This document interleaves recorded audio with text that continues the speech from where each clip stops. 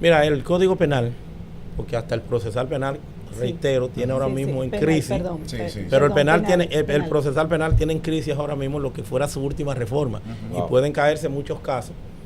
Si a diciembre, porque el Tribunal Constitucional le dio 1 año, si se cae, se retrotrae entonces a 3 años, se caerían muchos casos automáticamente. Casos que por demás, de hecho, tienen una configuración que va a ser muy difícil. El mismo caso de Yesé va a ser difícil que tenga un final, por lo menos en el componente penal. La parte civil se le va a dar, se tendría continuidad hasta 20 años. Sí. Pero la duración máxima de ese proceso, a la hora de unificar todas las querellas, es un problema.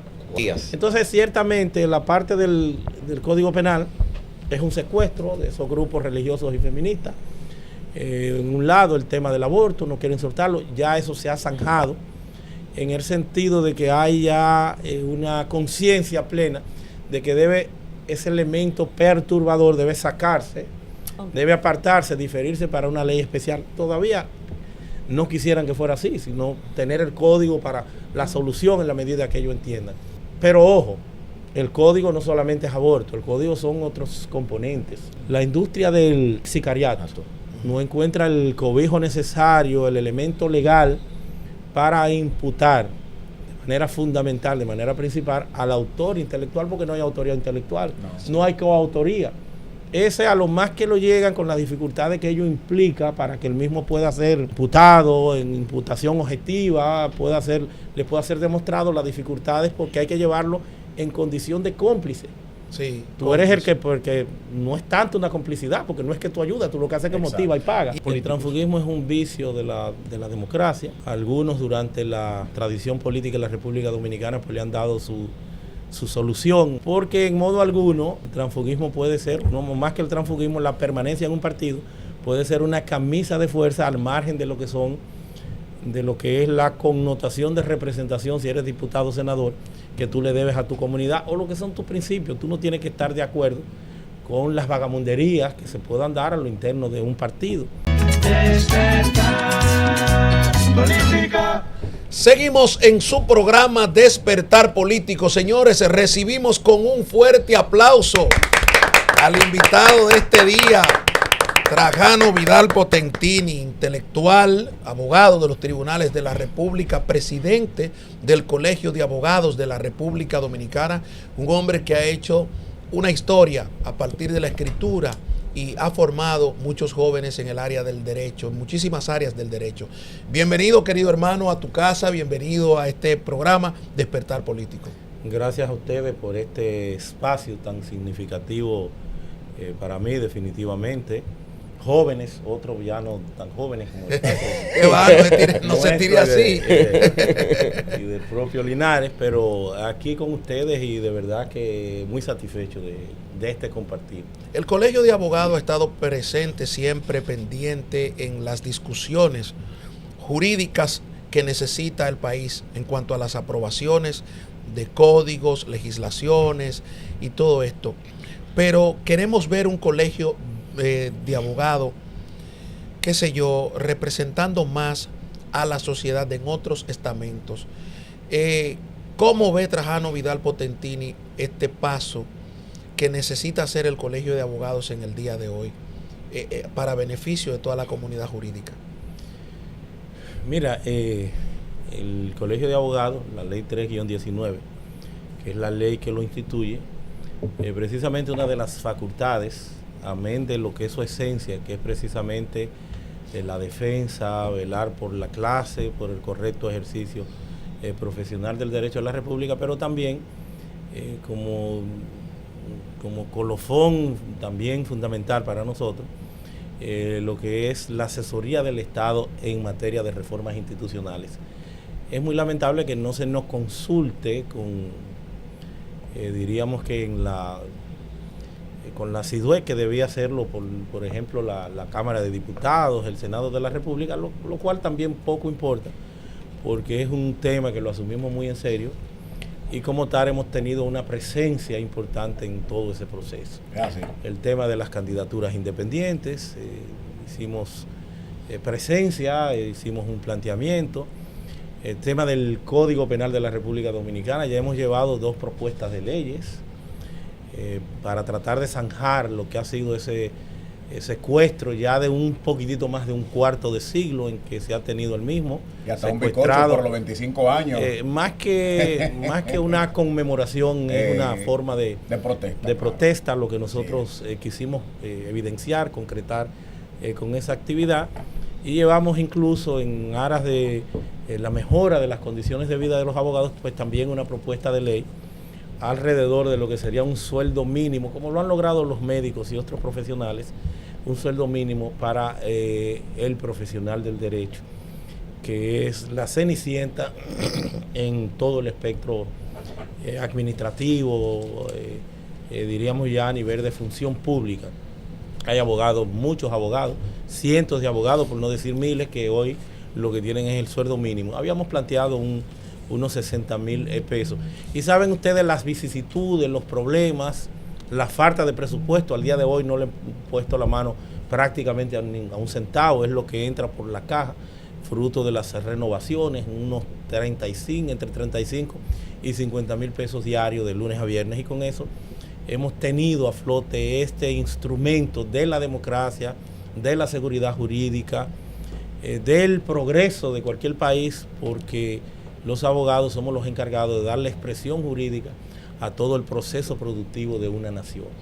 Entonces, sin eso no hay viabilidad, y hemos estado sorteando todos esos inconvenientes ya. Una pregunta, querido hermano. Y, por ejemplo, usted dice 35,000 pesos diarios. Entre 35 y 50. Que es una suma pírrica para todas las cosas que hace el Colegio de Abogados en el mes, o sea, al mes.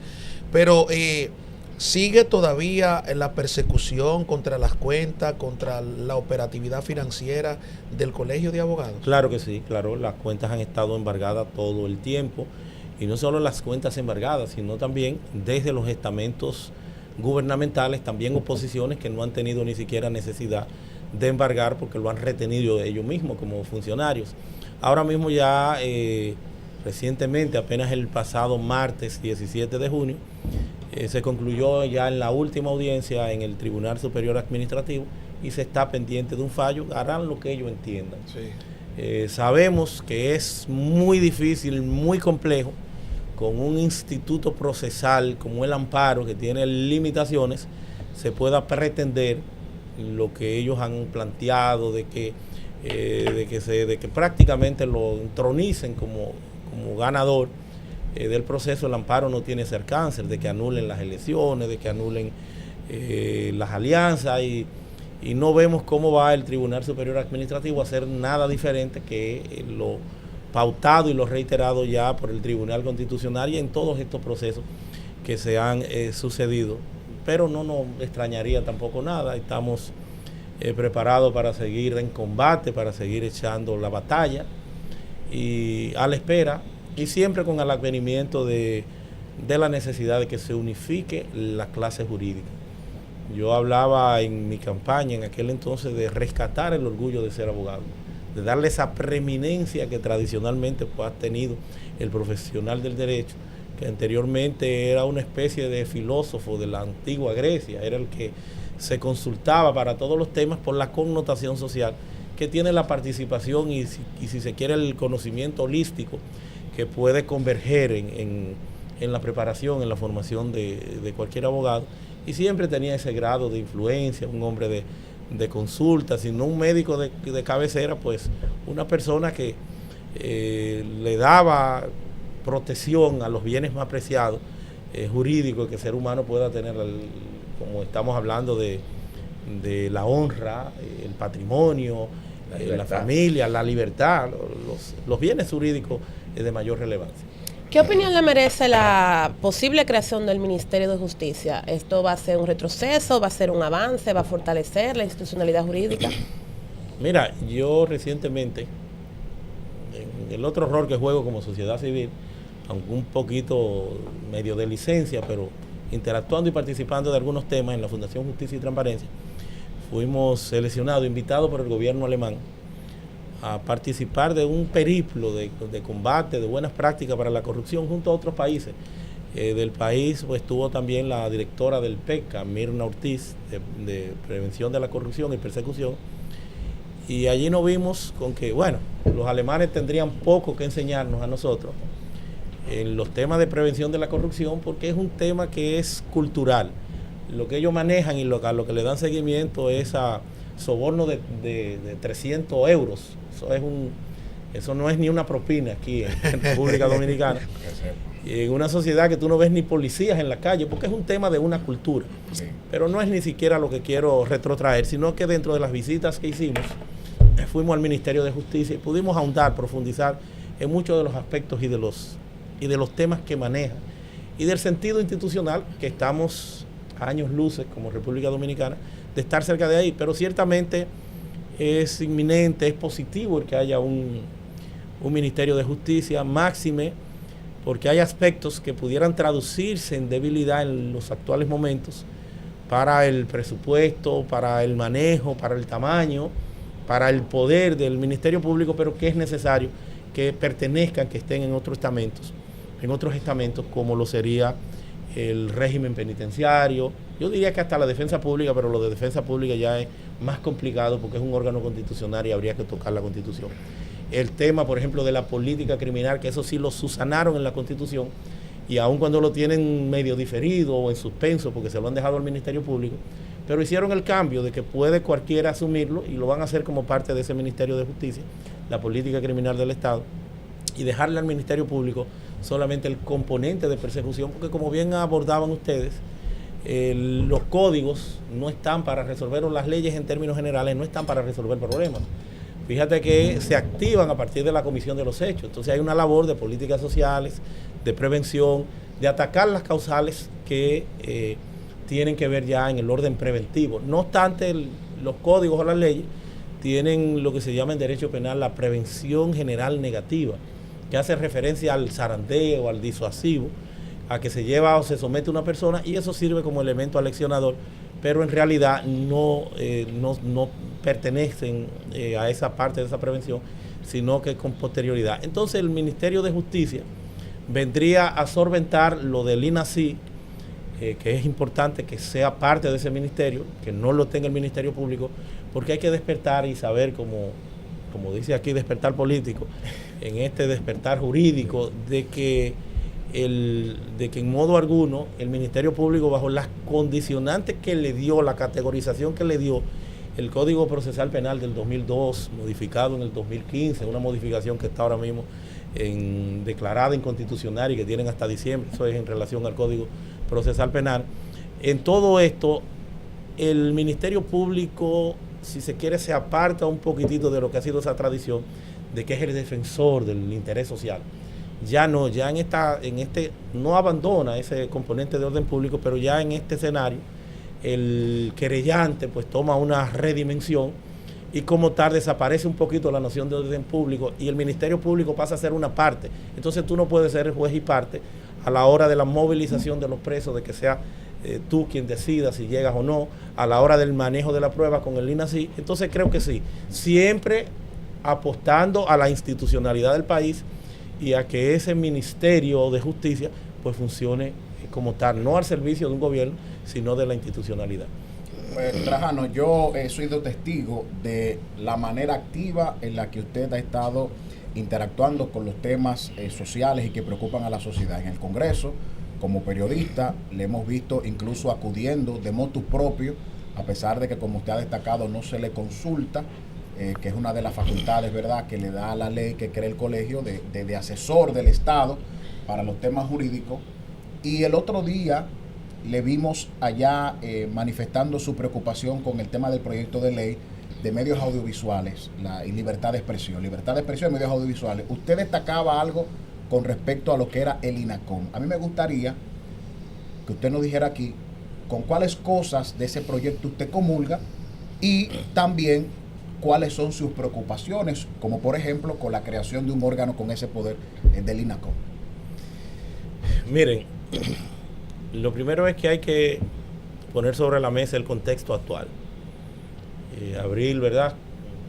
Tuvimos un punto de coincidencia aquí en Bogotá, Colombia, en un tema de periodismo digital y estamos verificando las nuevas tendencias y eso me retrotrae al concepto de que todos somos periodistas. Hay una redimensión ciertamente, o más que periodistas, comunicadores. Comunicadores, sí. No estamos hoy día en lo que era ese entorno, si se quiere, científico, profesional, sí, doña Zaida, el Carnet, la Comisión de Espectáculos Públicos, sino que la redimensión conceptual de, ¿por qué no la adopción del Estado Social y Democrático de Derecho?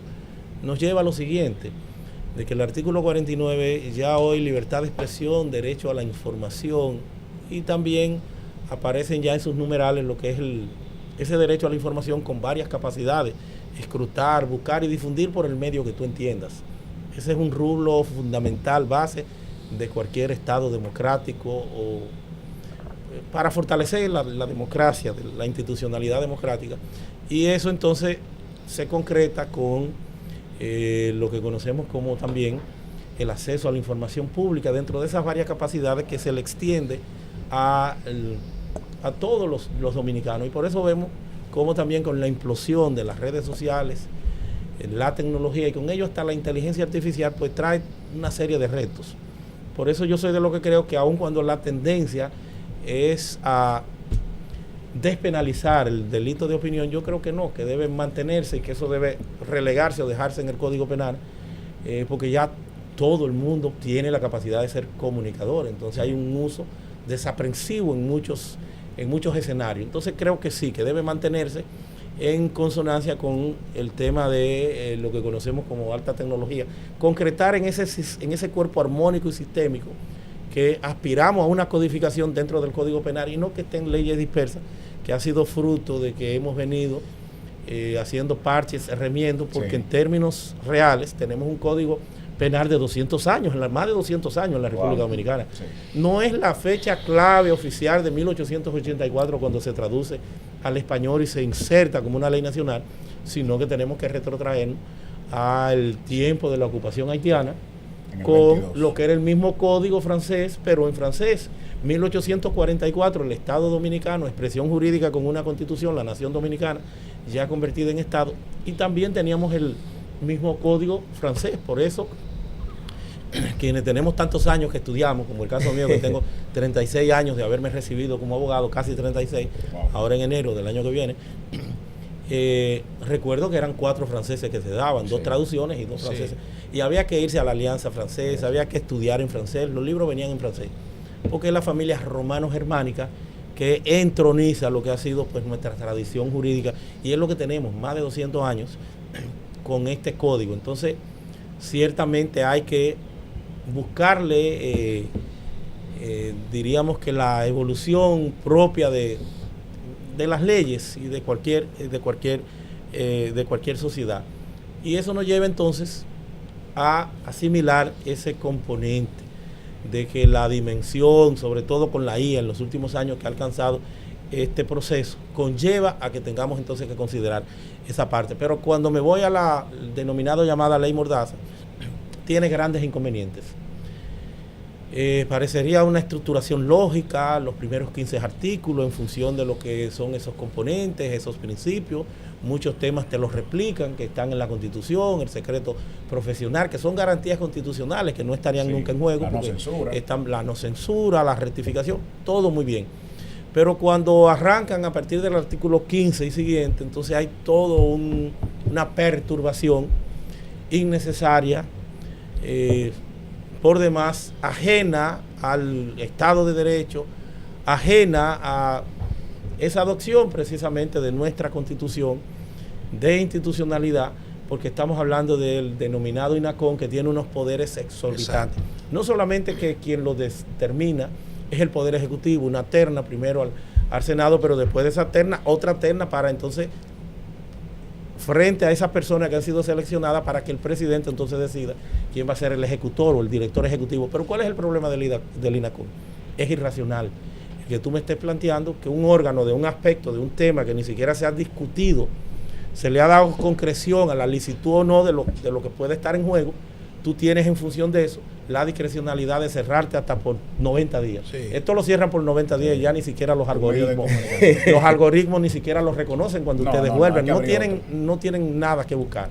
Sí. Pero además multas de 4 millones. Pero lo más perturbador es que hemos pretendido que tenemos una especie de brazo geopolítico, una locura, para plantearnos que podemos solicitarle a las grandes transnacionales de la tecnología norteamericana, Facebook, Instagram, YouTube, incluso Netflix, que podemos a esos gigantes de la tecnología a nivel del mundo, que podemos solicitarles el santo grial de lo que es la esencia de su trabajo. Porque el código fuente, sí, claro, que podemos, el criterio del algoritmo, o sea, los secretos bases de que podemos, para hacerlo extensivo a la posibilidad de medios como este, que en todas las redes sociales tienen más de 850,000 seguidores, quienes serían también blancos de la hegemonía de ese componente legal. Y al CAR no fue consultado, perdóneme un de orden, si me lo permite el panel. Sí, claro. El CAR no fue consultado en esa comisión, porque el presidente lo ha dicho, yo no puse una coma ahí, porque se creó una comisión, Anfis Rodríguez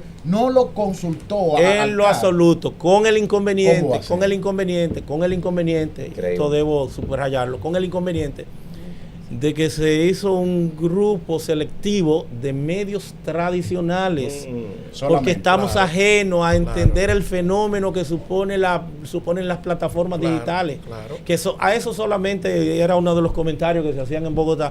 A esto solamente se le salva, a lo que ha sido esta avalancha, esta realidad, en términos del periodismo tradicional, se le salva, señores, la radio, por la versatilidad y por lo que suponen los tapones, donde se te comen más del 30% diario en las calles. Tú estás obligado, combinado, amén de que pudieran estar haciendo el crossover, y conectan. Entonces, ¿qué pasa? Hicieron una consulta ¿con quiénes? Con los medios tradicionales, que tienen el 95% de la publicidad del Estado dominicano. Y usted dijo algo muy interesante, Trajano, sobre la consulta hacia las plataformas. De hecho, para establecer o para poder justificar una querella contra una persona, es importante y necesario, legalmente hablando, que esas plataformas se expresen jurídicamente hablando, pero el Estado dominicano no tiene la capacidad de penetrar ninguna plataforma. ¿Y usted sabe con qué se está sustituyendo eso? Con un informe del DICAT. O sea, todas esas decisiones que están tomando son inconstitucionales. ¿Pero por qué? Porque el gobierno dominicano es el único que está preocupado por la opinión, porque no la gobierna, no la tolera, no gobierna la opinión. Y ustedes estuvieron en un seminario, no tuve la oportunidad de ir, aunque fui invitado por Abril y por Kelvin, pero todos los días se le da muestra a los estados, a los gobiernos como este, que la comunicación ya es muy extensa. Muy extensa, muy extensa. Estuvimos nosotros, y discúlpeme, en España, en la Universidad del País Vasco, donde también, con Kelvin, donde también se nos hablaba de la realidad socioeconómica, sociopolítica que representa la comunicación habitual y que ya es imposible controlarla al máximo. Usted la puede regular siempre y cuando no violente los derechos fundamentales. Más que regularla, desarrollarla, porque hay una serie de cláusulas, progresividad, mantener el núcleo base esencial de esos derechos fundamentales, porque si no se devendría en una violación al espíritu y esencia de la Constitución. Y ese proyecto pues tendría el sesgo. Yo creo que hay un ejemplo que muchas veces es bueno traerlo a colación, un ejemplo que lo usan mucho en sociología, de que para tú ver la densidad del bosque, tiene que salirte del bosque, adentro no puede verlo. Entonces, esa propuesta de ley de estos medios tradicionales tiene ese sesgo, que es el periodismo tradicional, y la visión entonces es limitada a lo que es esa tradición, y ese gran trabajo que tradicionalmente también hay que reconocer han hecho personas de mucha valía, don Percio, bueno, los comisionados que están ahí, pero tienen que aperturarse a este nuevo enfoque, a esta nueva realidad, que supone la implosión mediática, la redimensión de la comunicación en todos los órdenes, donde ya somos, y yo decía, mira, a mí vamos a decir que la noticia farsa poco importan hoy en este proceso, porque la inmediatez hace que salgan inmediatamente en el mismo proceso. Tumba la otra. El mismo proceso se encarga de descartarla, porque tú vas a verificar de que la misma no se corresponde, de que no están los otros medios, y tienen que coger y tumbarla. Eso no es, por ejemplo, eso no sería un escollo, no sería un problema en la actualidad. Doctor, en este asunto de derechos políticos, ahora que se habla de candidaturas independientes, escuché que leí por ahí, y Rodney lo ha tratado el tema también, de que uno de los requisitos es que tú no puedes militar durante cierto tiempo o haber militado en un partido político. Entonces también siempre hablamos, ahí entra lo del transfugismo, una ley que trata eso, pero aún así la gente o pierde un proceso y se va a otro partido.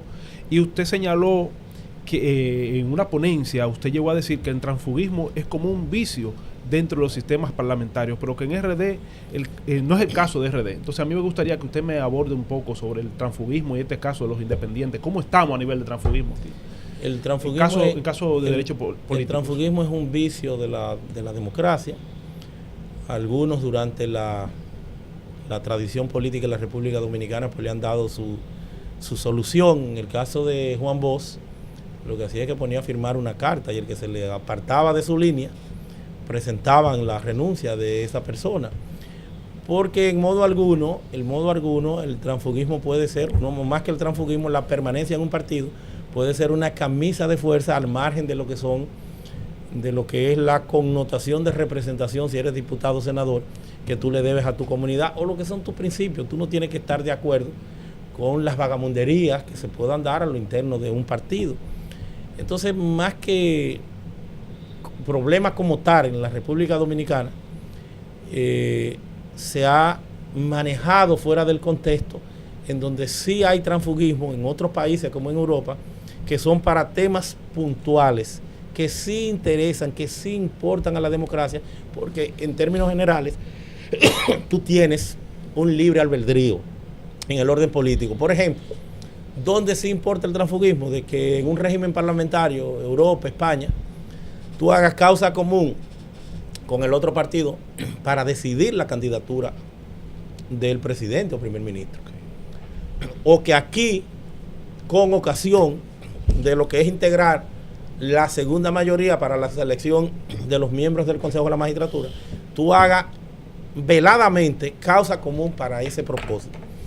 Pero fuera de ahí, es una expresión de la democracia. El que tú te vayas, que es un problema que quien tiene entonces que solventarlo, solucionarlo, son los partidos que han generado ese toma y daca, esa compra y venta. Porque eres corrupto si hay un corruptor, o corrompen lo que es tu facultad, tu creencia, ¿verdad? Tu afinidad con un partido en razón de que otro partido es el que te está cobrando. Entonces yo creo que es la base que hay que atacar en ese vicio de la democracia, porque el transfugismo como tal está reservado para esa parte. De las candidaturas independientes te puedo decir que el Tribunal Constitucional hizo un gran lío y que no hay cómo resolver eso en ningún congreso. Tendrá, y nosotros como Colegio de Abogados hemos tenido la disposición y estamos preparando un documento para solicitarle que puedan en alguna forma volver sobre sus pasos. No sé cómo vamos a disfrazar el proceso, no se habla de la inconstitucionalidad, como de consideración, que ellos mismos pueden recular. No dice que se ha dado. Sí, ellos lo que tienen es por un tema de error, pero ya se pasó ese plazo. Pero habrá que plantear una inconstitucionalidad y que ellos entonces puedan cambiar ese precedente, puedan cambiar su propio precedente, porque el ello convocar, obligar a que el vehículo para una candidatura independiente, que debió ser independiente y partir de la independencia de un individuo, de una persona, aún con los requisitos, pero tú combinar a instituciones de sociedad civil a que tengan que participar en política, que se erijan en partidos políticos, es lamentable. Asociaciones cívicas, que es la denominación, y han querido uniformizarlo con la propuesta de ley, incluso la del Tribunal Superior Electoral. Quisieron meter el tema, pero sería una barbaridad, porque es naturalizar la sociedad civil, que tiene que ser apolítica, que no tiene que formar parte, y mucho menos con ese activismo compitiendo con los partidos que son el órgano constitucional por excelencia. Y maquinarias electorales, porque, pero también eso también reta a las organizaciones civiles, Trajano, porque han vivido todo el tiempo cuestionando el sistema político. Yo digo a veces que lo que quieren es destruir el sistema democrático de la República Dominicana, porque hacen cosas.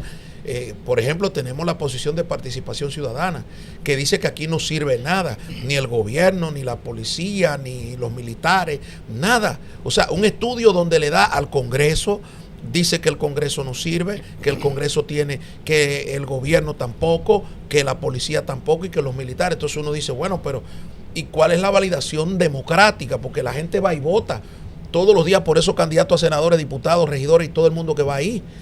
Vota por el gobierno. Entonces uno se pregunta a veces, pero ¿por qué no se constituyen en partidos políticos en un momento determinado? Como partidos políticos, pero no que en virtud de una disposición del Tribunal Constitucional y de las mismas leyes que quiera buscar algún grado de homologación, lo jalen al ruedo político. O le den la opción de que si van a presentar o que puedan perder una... Porque entonces se desvirtuarían.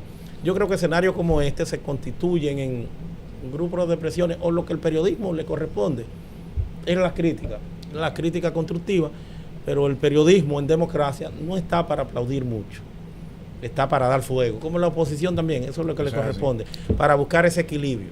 Esa es la esencia en cualquier entorno de democracia. ¿Cómo conseguir que se pueda aprobar un nuevo código procesal cuando existen el mismo problemas de las 3 causales y ahorita van a empezar a hacer presión mediática por la misma situación? Entonces, ¿cómo podemos conseguir esto? Mira, el Código Penal, porque hasta el procesal penal, reitero, tiene ahora mismo en penal, crisis, pero el procesal penal tiene en crisis ahora mismo lo que fuera su última reforma, y pueden caerse muchos casos si a diciembre, porque el Tribunal Constitucional le dio un año para que en ese año diferido continúe la reforma que ha sido declarada inconstitucional, la de la ley 1015 del 2015, una reforma extensa que movía de 3 años a 4 años la duración máxima del proceso. Si se cae, se retrotrae entonces a 3 años, se caerían muchos casos automáticamente. Casos que por demás, corrupción que están ahí desde el 2020. Casos que por demás, de hecho, tienen una configuración que va a ser muy difícil. El mismo caso de Yesé va a ser difícil que tenga un final, por lo menos en el componente penal. La parte civil se le va a dar, tendría continuidad hasta 20 años. Sí. Pero la duración máxima de ese proceso, a la hora de unificar todas las querellas, es un problema. Wow. Es un problema porque tú estás hablando de que 200 querellantes que puedan aparecer. De esos 200 querellantes, hay muchos que tienen muchos de los querellantes, y vamos a suponer 60 o 70 abogados tendrían esos 200 querellantes. Si son 70, son 210 abogados mínimo que les corresponden. 3 por cada uno, amén de una cantidad de asistentes. 3 por cada uno. Entonces serían unas audiencias inmanejables. Y el conocer en ese maratón todo el proceso sería un problema. Una locura. Está bien que es un tema común, que el Ministerio Público hizo su labor, un informe y demás, pero bien pudo haber estado todo individualizado, porque habrán muchos que si no le interesa lo penal, la presión que supone lo penal es importante, pero si no le interesa lo penal, pues pudieran haberlo hecho directamente desde el ámbito civil, amén del seguimiento colectivo que pudiera estarle dando el Ministerio Público. El caso, por ejemplo, de Jean Alain, 12,000 y tantas páginas, solamente para incorporar la lectura de esas 12,000 y tantas páginas, 60 y pico de 61, 63 imputados, físicos y personas morales, 20 y tantas, 21 personas morales. O sea, son una cantidad de 180 abogados, pretensiones probatorias, 3,000, que pueden ser controvertidas por las partes, cada una de ellas, 300 testigos. Entonces, no hay cómo en el tiempo objetivamente manejar esos casos, con temas uno y otro que no tenían que ver. Usted dice porque un tema de la cárcel y otro era, qué sé yo, temas internos que se plantearon hasta de bebidas alcohólicas, bueno, una serie de puntos que plantearon. Entonces usted dice que el caso Yexet es inmanejable totalmente como el Ministerio Público lo propuso. Hasta el momento no, pero puede tornarse si no se individualizan, porque siempre hay el espacio, el escenario para que muchos de estos aspectos se pudieran ir segmentando no me parece lógico la solución en el proceso, en el tiempo oportuno, de esa colectividad que se le ha dado sin que sea una decisión de los participantes, de los querellantes. Entonces creo que son aspectos que pudieran valorarse. Desde luego que por eso yo no tengo cómo criticar, ni voy a criticar, y defiendo la posición de la jueza, el tema de la medida de coerción, porque una medida de coerción no es absolución, no es impunidad. Exacto. No es tampoco, ni puede ser una pena anticipada. Apenas se está iniciando el proceso. Es una juez de la instrucción base del inicio de ese proceso. De garantías. Entonces, ciertamente, la parte del Código Penal es un secuestro de esos grupos religiosos y feministas. En un lado, el tema del aborto, no quieren soltarlo. Ya eso se ha zanjado en el sentido de que hay ya una conciencia plena de que ese elemento perturbador debe sacarse, debe apartarse, diferirse para una ley especial. Todavía no quisieran que fuera así, sino tener el código para la solución en la medida que ellos entiendan. Pero será así. Pero ojo, el código no solamente es aborto, el código son otros componentes. Claro. La industria del sicariato no encuentra el cobijo necesario, el elemento legal para imputar de manera fundamental, de manera principal, al autor intelectual, porque no hay autoría intelectual, no hay coautoría. Ese a lo más que lo llegan con las dificultades que ello implica para que el mismo pueda ser imputado en imputación objetiva, le pueda ser demostrado las dificultades, porque hay que llevarlo en condición de cómplice. Sí, tú eres el que, porque no es tanto una complicidad, porque no es que tú ayudas, tú lo que haces es que motiva y paga. Y en algún momento del juicio se cae ese argumento. Se puede, es débil, es débil. Y ese es un coautor, ese es el que ha proyectado, el que ha promocionado, el que ha posibilitado que eso se dé en esa industria. El secuestro. Pero eventualmente también la del bullying, el tema de la corrupción. Pero tenemos el inconveniente de que cuando se meten en esa comisión 20 y tantos diputados, 11 senadores, una comisión bicameral para avanzar, se dejan seducir y van cortando, quitando, poniendo, y entonces cuando sale de ahí es un Frankenstein que ya trasciende el tema del aborto y se va entonces a querer darles palmaditas, tratar con paño tibio la parte de la corrupción. Sí. Y que ojalá tengan la prudencia de no traer esas perturbaciones y que en este año, bajo las condiciones que sean, podamos tener un código penal. Tuvimos uno a final del 2014. Nosotros como testigos de sección, protagónico en ese entonces, el 6 de enero, yo recuerdo llevé al Tribunal Constitucional una acción de inconstitucionalidad y fue declarado inconstitucional, no llegó a entrar en vigencia, porque Danilo Medina en ese entonces, los políticos, ha sido la tradición, lo que hicieron fue escurrir el bulto. Se lavaron las manos. Sí. Y con fines electoreros entonces plantearon las 3 causales en una observación, pero a la hora de ir a donde los diputados solamente la refrendaron los diputados y el esquema bicameral tenían también que hacer a los senadores. Entonces tenía un vicio insalvable de forma a la hora de darle sanción legislativa en virtud de la Constitución, y él mismo no iba a llegar a ningún sitio.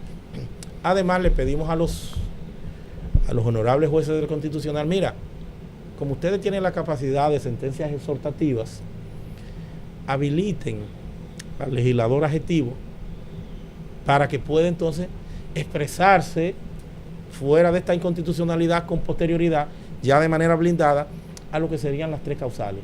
Pero no le interesó y lo único fue que lo despacharon, lo sacaron del sistema. Estimado hermano Trajano Vidal, la justicia virtual en estos momentos se ha vuelto un viacrucis, porque si hacemos un análisis justo, estimado hermano, no todos los abogados tienen las herramientas tecnológicas, la preparación. Observamos quien te habla, que es un abogado que vive en los tribunales. Ahora mismo tengo un abogado en un referimiento en el Sancho Sama y me dice: Giovanni, el jovencito que trabaja contigo depositó el documento en la plataforma, que te lo envíe. Pero hay gente que no tienen aparatos adecuados. O sea, ¿en qué vamos a parar con esta situación? Un caos, un desastre, una violación a uno de los derechos fundamentales base en términos de la administración de justicia, es el denominado, es el llamado acceso a la justicia, y por demás pues también el debido proceso de ley. Ahí se pierden todas las garantías. Lo primero es que hay que partir en la denominada llamada brecha digital. No todo el mundo tiene la alfabetización digital requerida, pero tampoco el acceso. Y un acceso que tampoco es de calidad. Es un desastre lo que se está verificando. Por eso nosotros como Colegio de Abogados radicamos un amparo. Son muchos los amparos que hemos radicado. Uno con el tema de la Constitución para que se enseñe. Estamos en el Tribunal Constitucional, en contra del Ministerio Público, del Poder Judicial y de una serie de temas que se han venido zanjando en el camino, y de otros que están ahí presentes. Este es uno de ellos. La próxima semana, me parece que a finales de la próxima semana tenemos de nuevo audiencia ya. Un amparo paradójicamente virtual en contra de la virtualidad, porque nos obligaron.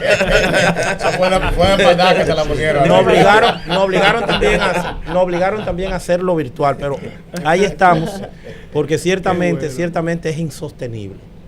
Es insostenible, y más aún cuando en el tiempo de la pandemia ya hay precedentes del Tribunal Constitucional que te retratan precisamente la irracionalidad, la inconstitucionalidad de ese mecanismo. Bien tú pudieras incorporar uno que otro aspecto en la parte virtual y ir avanzando, pero hacer eso sin que tú hayas registrado los abogados, sin que tú tengas una plataforma, sin que tú hayas dado los cursos, sin que tú hayas... En otros países, en Colombia, es un plan piloto por provincia, la más pequeña, la de menor impacto. Entonces tú vas haciendo ese ejercicio y concentras tus recursos. Pero hacerlo en el Distrito Nacional con 18 tribunales, que es donde converge la mayor cantidad de los casos más trascendentes, donde te llevas de paro y virtualiza completamente el Tribunal Superior Administrativo, que es el tribunal base de David Goliat, porque es en función del Estado dominicano, que es el mayor conculcador de los derechos. Tú mandar todo eso para la parte de la virtualidad. Entonces sí, nosotros como Colegio de Abogados estamos y vamos a dar continuidad a esa lucha, y se va a armar un caos. Tendremos próximamente que empezar a protestar, como lo anunciamos. Vamos a tener que hacerlo porque esperando el resultado del amparo que nos declararon por suerte de urgencia para que sea pronto, expedito, rápido. Pero es inmanejable y ellos tendrán que entenderlo, porque tú tienes un elefante blanco de aquel lado. Tú cogiste y inauguraste los otros días un edificio que está vacío. Entonces, ¿cómo tú me vas a decir que tú no tienes el espacio? Pero también le entregaste al poder ejecutivo lo que está frente a lo que era el antiguo Hotel Cervantes, un edificio que iba a descongestionar y que iba a ayudar y que iba a permitir que se tuvieran mayores, y que venía desde Subero, Mariano, Germán, venían trabajando eso. Está ahí también varado, que se le dio al Poder Ejecutivo y no sabemos cuál ha sido el fundamento, porque eso es que debe reivindicarlo, debe devolverlo el Poder Ejecutivo, el edificio de las jurisdicciones especializadas, que era la aspiración. Ustedes no han visto ahí en Gascue, frente al que tiene años y años, que se ha puesto viejo ya sin que se haya terminado por la falta de recursos, y eso se le da graciosamente entonces al Poder Ejecutivo. Entonces no es válida los fundamentos que dan al traste con lo que sería esa conculcación, esa violación colectiva, ese desastre en que ha devenido el ejercicio profesional del derecho, y sobre todo el acceso a la justicia y el derecho al trabajo de los abogados, porque estamos limitados con esa situación. Las gracias a Trajano Vidal Potentini, presidente del Colegio de Abogados. Ha estado con nosotros un intelectual hablando de todos estos temas que necesita saber la población dominicana. Gracias, Trajano, por estar aquí con nosotros. Reiterarle que este espacio está a la orden del Colegio de Abogados, a la orden suya y de todos los miembros de dicho colegio. Gracias a ustedes por el espacio y la oportunidad.